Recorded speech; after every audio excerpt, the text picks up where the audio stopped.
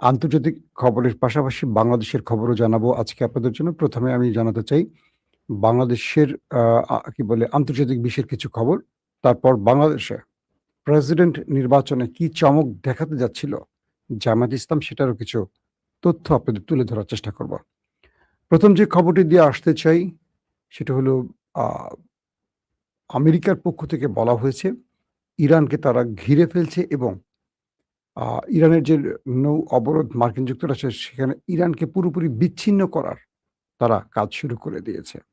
বলা হচ্ছে মার্কিন vice president JD Vance Iran সংঘাতে ওয়াশিংটনের মূল উদ্দেশ্য হিসেবে আমেরিকানদের জন্য জ্বালানির মূল স্থিতি স্থিতিশীল রাখা, তেহরানকে পারমাণবিক অস্ত্র অর্জন থেকে বিরত রাখা এবং যুক্তরাষ্ট্রের অবস্থানকে আরও শক্তিশালী করার কথা তুলে ধরেছেন।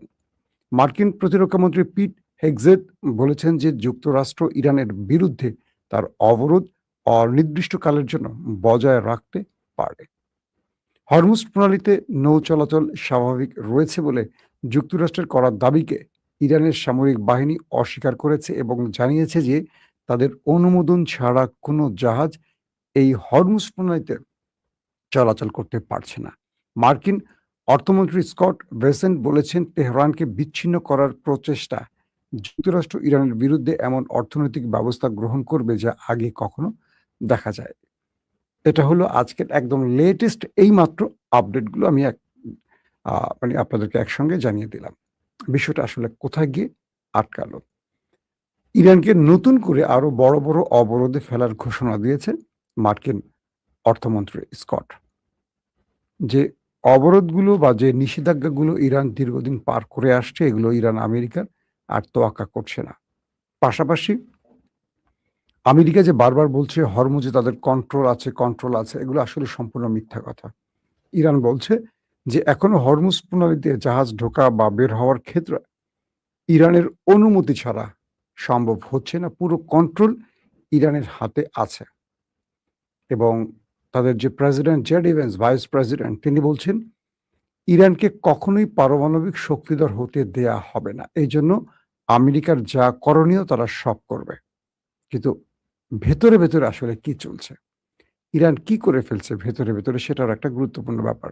কারণ ইরানের সাম্প্রতিক সময়ে যে বক্তব্যগুলো আসছে, সে বক্তব্যে ইরান যা ইঙ্গিত করছে তাতে করে মনে হচ্ছে ইরান বড় কিছু করতে যাচ্ছে বা বড় কিছু করে ফেলেছে। পাশাপাশি আজকের আরেকটি খবর আসছে, হরমুজ প্রণালী ছাড়ার সময় ড্রোন হামলায় ট্যাংকার ক্ষতিগ্রস্ত হয়েছে। যুক্তরাষ্ট্রের সামুদ্রিক সংস্থা এই তথ্যই জানিয়েছে। তারা বলছে জাহাজটি সামান্য ক্ষতিগ্রস্ত হয়েছে, নাবিকরা নিরাপদে আছেন বলে জানা গেছে এবং জানিয়েছে UK maritime trade operations. Hormuz প্রণালী দিয়ে বহির্গমনকালে একটি ট্যাংকার ড্রোনের আঘাতে ক্ষতিগ্রস্ত হয়েছে বলে শুক্রবার UK maritime trade operation UKMTO জানিয়েছে।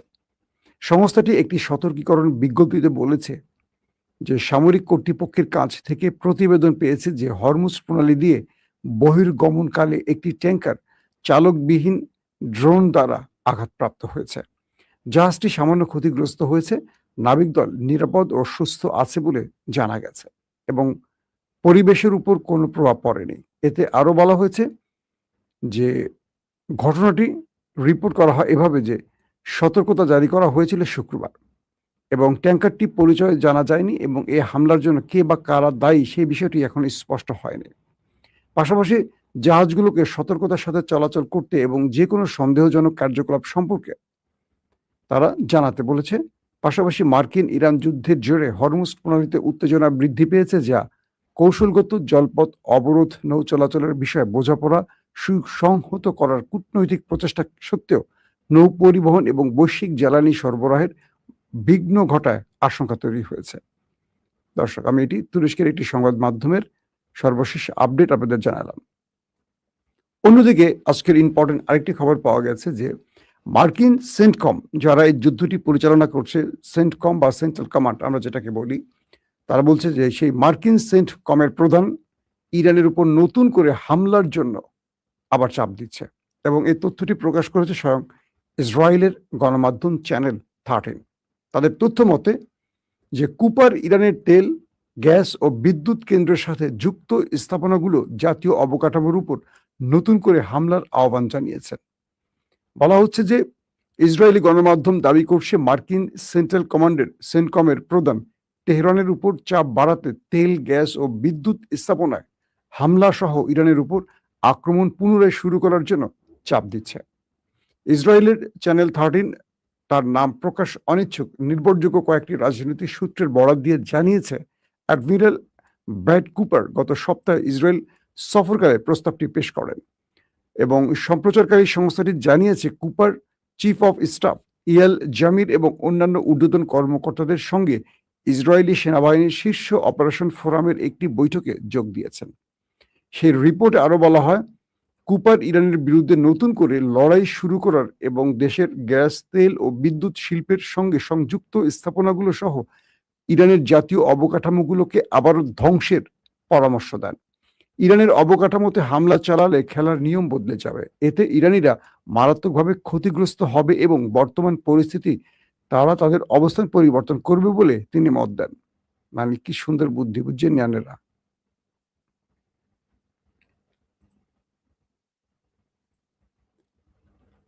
এত সুন্দর বুদ্ধি থাকলে তো ভালোই হয়, এরকম বুদ্ধি আমাদের নাই কেন? সেনকম প্রধান ইসরায়েলি সামরিক কর্মকর্তা বলেছেন যে যুদ্ধ পুনরায় শুরু করাই একমাত্র বিকল্প হয়ে উঠতে পারে এবং ইরানের বিরুদ্ধে ইসরায়েলের সঙ্গে যুক্তরাষ্ট্রের যৌথ হামলা চালানোর প্রয়োজন হতে পারে।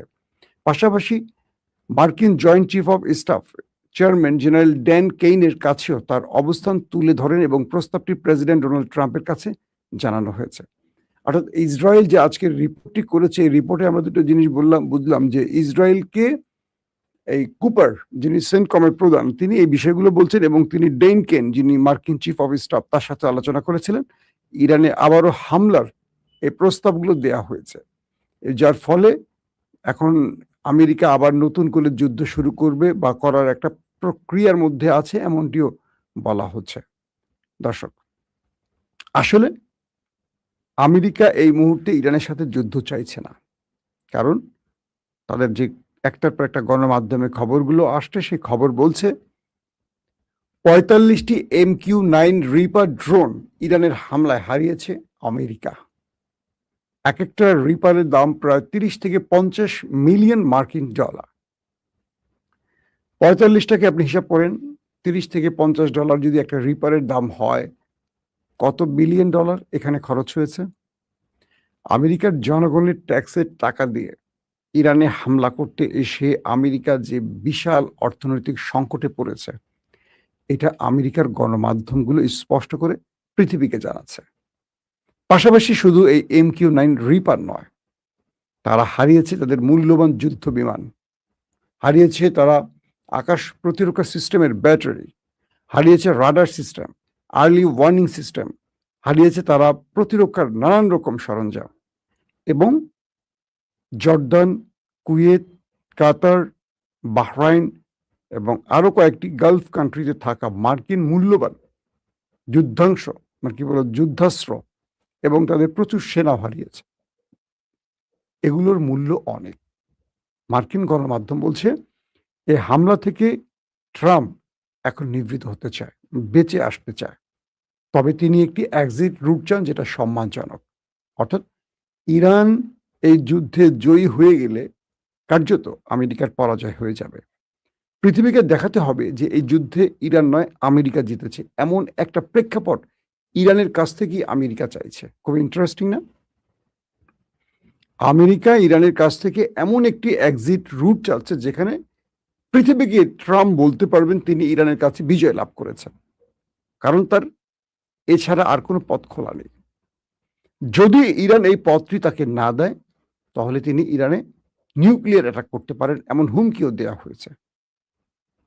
আর ইরান বলছে, যদি তুমি আমার দেশে নিউক্লিয়ার অ্যাটাক করে থাকো, তাহলে মধ্যপ্রাচ্যে তোমার 50,000 সেনা কবরে চলে যাবে, তোমার ঘাঁটিতে ইরানের পতাকা উঠবে, মানে মধ্যপ্রাচ্য দখল করে ফেলবে ইরান। মার্কিন ঘাঁটিগুলো দখল মানে কি, মধ্যপ্রাচ্য দখল করে ফেলবে ইরান। একদম প্রকাশ্যে এরকম থ্রেট দিয়েছে। দর্শক, আসেন বাংলাদেশের কিছু খবর দেই। বাংলাদেশে কে হচ্ছেন প্রেসিডেন্ট, নেক্সট প্রেসিডেন্ট? আমাদের শাহাবুদ্দিন চুপ্পু চুপ করে হয়তো দেশ ছেড়ে চলে গেছেন, বা তিনি আত্মগোপনে আছেন, বা তিনি যেটাই করেছেন এটা নিয়ে আমাদের আর মাথা ব্যথা নেই, তিনি এখন বাতিল বাল। নেক্সট প্রেসিডেন্টকে। বাংলাদেশের যে সংবিধান পরিবর্তন বা সংস্কারের বিলগুলো বা খসড়াগুলো হলো প্রফেসর ইউনূসের আমলে, সেখানে বিএনপি, জামাত সহ বাকি যে দলগুলো আছে তারা অনেকে স্বাক্ষর করেছে। কিন্তু এখন পর্যন্ত বিএনপি তার স্বাক্ষরিত বিষয়গুলোকে বাস্তবায়নের পথে হাঁটতে দেখা যাচ্ছে না।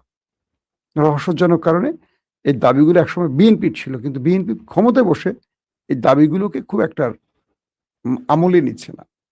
তো হঠাৎ করে চুপ্পুকে সরিয়ে দিয়ে নতুন প্রেসিডেন্ট কেন নির্বাচন হচ্ছে, এগুলো নিয়ে অনেক প্রশ্ন আসছে। এতদিন না সরিয়ে এখন কেন, কতদিন পরে না কেন?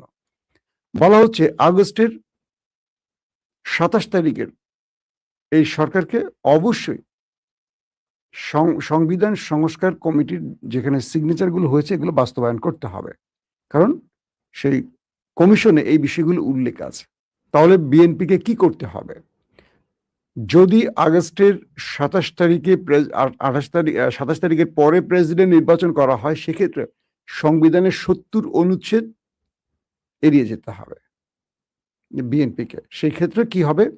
বিএনপির পার্লামেন্টারিয়ানরা বা সদস্যরা তারা যে কাউকে পছন্দ ভোট দিতে পারবেন, কারণ এটা বাংলাদেশের সংবিধানে নতুন করে সংস্কারের মাধ্যমে যুক্ত করে গেছে প্রফেসর ইউনূসের অন্তর্বর্তীকালীন সরকার। বিষয়টি আপনারা খুব ভালো করে বোঝার চেষ্টা করবেন। তো জামাত কর্নেল অলি আহমেদকে দিয়েছেন তাদের প্রার্থী, বিএনপি দিয়েছে মির্জা ফখরুল ইসলাম আলমগীর। এই তো দুজনই বিএনপির পোড় খাওয়া এবং ডাকসাইটে নেতা। বাংলাদেশের জন্য দুজন, আমি বলবো যে ভালো মানুষ। আমার ব্যক্তিগতভাবে দুজনের সাথে ভালো সম্পর্ক আছে, আমি দুজনকে ভালো মানুষ হিসেবে চিনি। এটার ব্যতিক্রম আমি এখন কিছু বলতে চাই না। আবার সোশ্যাল মিডিয়াতে বলা হচ্ছে যে যুদ্ধবিরোধী বা স্বাধীনতা বিরোধী জামাত তারা পেয়েছে একজন মুক্তিযোদ্ধাকে তাদের প্রেসিডেন্ট পছন্দ করেছে। দেখেন কি ইন্টারেস্টিং ব্যাপার। আবার দেখেন যেই দলটি স্বাধীনতার ঘোষণা দিয়েছে বিএনপি, তারা একজন রাজাকার পুত্রকে প্রেসিডেন্ট করতে যাচ্ছে। এটিও সোশ্যাল মিডিয়ার খুব আলোচিত বিষয়। মানে বাংলাদেশের না, ইতিহাসের রাজনীতিগুলো যদি কখনো লেখা হয় এইভাবেই লেখা হবে হয়তো, যে জামাত কিন্তু ৭১-এ যুদ্ধ বিরোধী মানে আমাদের ৭১ বা স্বাধীনতার বিরোধী একটা শক্তি, সবাই জানি আমরা। সেই জামাত তারা দিচ্ছে একজন মুক্তিযোদ্ধাকে, মানে কি বলবো, যুদ্ধের মাঠের একজন বীরকে, কর্নেল অলিকে। আর যেই বিএনপি স্বাধীনতা, বিএনপি না, জিয়াউর রহমান স্বাধীনতার ঘোষণা দিয়েছিলেন, তিনি বা তার দল দিচ্ছে মির্জা ফখরুল ইসলাম আলমগীরকে, যাকে বলা হচ্ছে লিস্টেড তার বাবা একজন যুদ্ধাপরাধী ছিলেন বা রাজাকার ছিলেন। এই দুটো নিয়ে তার বাবা কি ছিলেন, তার চেয়ে বড় কথা তিনি কি ছিলেন? তিনি অবশ্যই একজন দেশপ্রেমিক মির্জা ফখরুল ইসলাম আলমগীর, এবং বিএনপির জন্য বা হাসিনা বিরোধী আন্দোলনে দীর্ঘদিন রাজপথে লড়াই করেছেন। খুবই ভদ্র, সফিস্টিক একজন ভদ্র মানুষ। এটা নিয়ে আমি তাকে নিয়ে কোনো বিভ্রান্তিকর তথ্য দিতে চাই না, বাট ইতিহাসের পাতা থেকে তার বাবা রাজাকার ছিলেন, এটা মোটামুটি সবাই জানে। আর কর্নেল অলি কিন্তু মানে একজন বীর ছিলেন, মুক্তিযোদ্ধা ছিলেন। তো দেখেন রাজনীতি কিভাবে পরিবর্তন হয়। তো বলা হচ্ছে যে সংবিধানের যদি ২৭ আগস্টের আগে প্রেসিডেন্ট করে, তাহলে সরকার ৭০ অনুচ্ছেদের আওতায় এই প্রেসিডেন্ট নির্বাচন করবে। তো সেই প্রেসিডেন্ট নির্বাচনটি যদি হয়, কোনো সরকারি দল বা কোনো দলের এমপিরা দলের সিদ্ধান্তের বাইরে ভোট দিতে পারবে না, তাহলে তার এমপি পদ হারিয়ে যাবে। এটা দেখবেন আপনি পাকিস্তানে এই আইনটা আছে।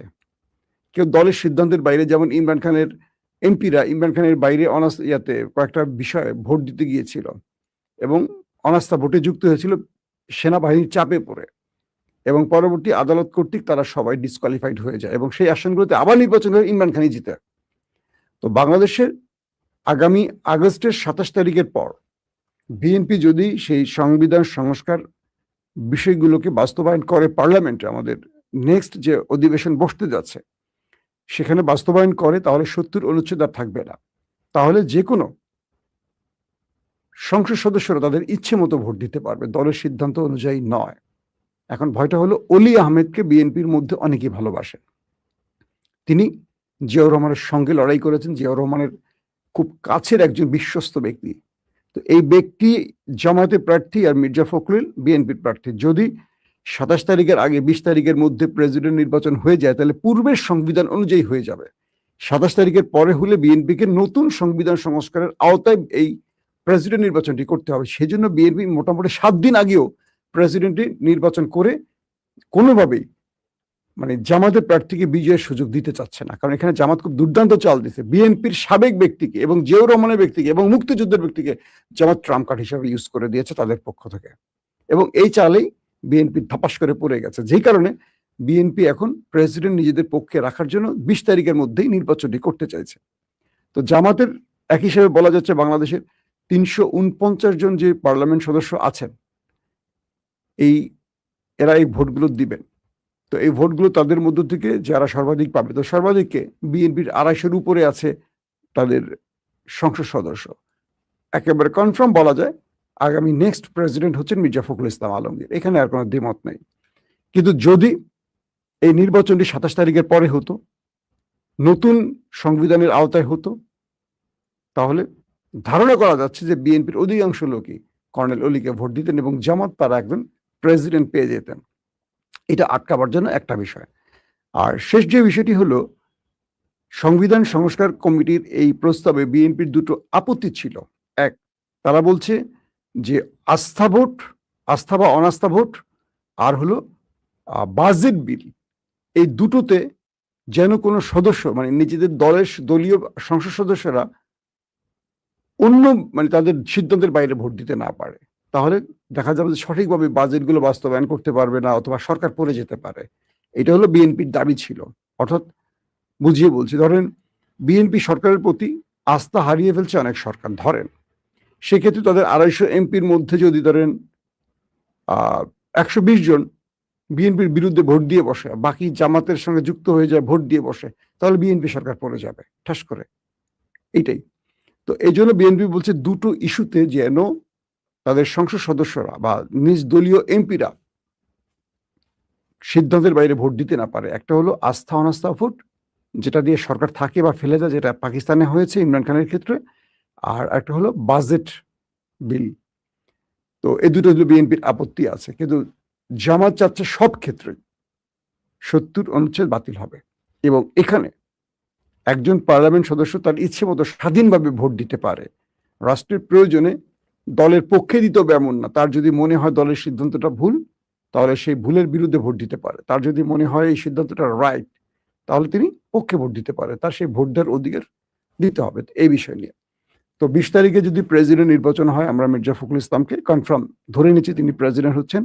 আরো কিছু পরিবর্তন আসছে, তার স্থলাভিষিক্ত হচ্ছেন এলজিআর ডিপার্টমেন্টে আমাদের সালাউদ্দিন ভাই, আর আমার খুবই প্রিয় মানুষ, তার সাথে আমার দীর্ঘ লড়াই সংগ্রাম আন্দোলনের ইতিহাস আছে, যিনি আমাদের স্বরাষ্ট্রমন্ত্রী হচ্ছেন, বুঝছেন তো, আমাদের অ্যানি ভাই, শহীদুদ্দিন চৌধুরী অ্যানি ভাই, তার সাথে অনেক হিস্ট্রি আছে, বলবো একদিন আপনাদের, মজার মজার হিস্ট্রি আছে অ্যানি ভাইয়ের সাথে। আওয়ামী লীগের ভয়াবহ দিনগুলো আমরা একসাথে পার করেছিলাম অনেকভাবে। অ্যানি ভাই আমাকে কিভাবে সেভ করছেন, আমি কিভাবে অ্যানি ভাইকে সেভ করছি, সেই হিস্ট্রিগুলো আপনাদের বলবো। মানে লন্ডন পালিয়ে যাওয়ার আগের হিস্ট্রিগুলো আছে কিছু মজার মজার। তো আমি বিশ্বাস করি আমাদের শহীদুদ্দিন চৌধুরী অ্যানি ভাই একজন যোগ্য স্বরাষ্ট্রমন্ত্রী হবেন, দলের জন্য, দেশের জন্য খুব ডেডিকেটেড একজন ব্যক্তি, তরুণদের জন্য খুব বলবো কি পজিটিভ একজন ব্যক্তি। তো সবকিছু মিলে আগামী রাজনীতিতে জামাত বিএনপিকে একটু টাফ টাইম দিবে বোঝা যাচ্ছে, এবং এই অনুচ্ছেদগুলো বা সংবিধান সংস্কারের অনেকগুলো বিষয় বাস্তবায়ন হয়ে গেলে মাঠে বোধহয় খুব হার্ড লাইনে জামাত আসতে পারে। আর যদি গণভোটের যে বিষয়গুলো পুরোপুরি বাস্তবায়ন হতো, তাহলে আমার মনে হয় বাংলাদেশ একটা সঠিক পথ পেত। কারণ সরকারি দলের বিরোধী দলের মধ্যে যে প্যারালালি রিলেশনটা বা ক্ষমতার ভারকেন্দ্রটা এক পক্ষে না গিয়ে দুই পক্ষের মাঝে সমান্তরাল থাকা, এই জায়গাটি খুব গুরুত্বপূর্ণ ছিল। সেই ক্ষেত্রে আমার মনে হয় আজকে বিদ্যুৎ সংকটে আমাদের ভুগতে হতো না, রাজনৈতিক কুট কালচার আমাদের পড়তে হতো না, বাংলাদেশ সঠিক পথটা ফিরে পেত। তাই বলছি গণভোটের পক্ষে থাকা উচিত, এবং গণভোটের যে বিষয়গুলো ছিল এগুলো সরকারের বাস্তবায়ন করা উচিত, যাতে আগামীর বাংলাদেশ একটা সুন্দর বাংলাদেশ হিসেবে প্রতিষ্ঠিত হতে পারে। প্রত্যেকে ভালো থাকবেন। আল্লাহ হাফিজ।